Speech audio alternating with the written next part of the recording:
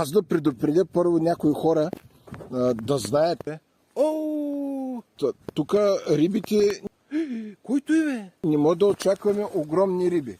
Тук може да хванем риби най-много до половин килограм. В много редки случаи може и кило. Ама дали ще има бати ви също такъв късмет? Който е, бе? Дано да видим. Сега започнахме с много хубава едра риба. Перфектна, бих казал. Какво куче минава? Овчарско. Не съм виждал. Който е, бе? Отдавна такива кучета. Може и той има овце тук. Ето е.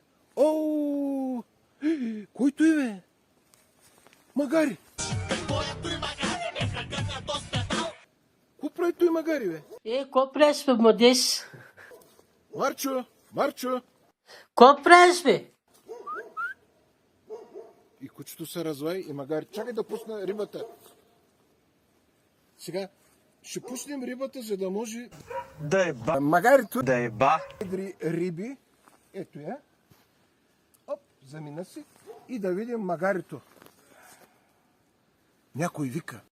Майка ти да е ба. Майка ви да е ба, мръсна да е ба, гад. Чува.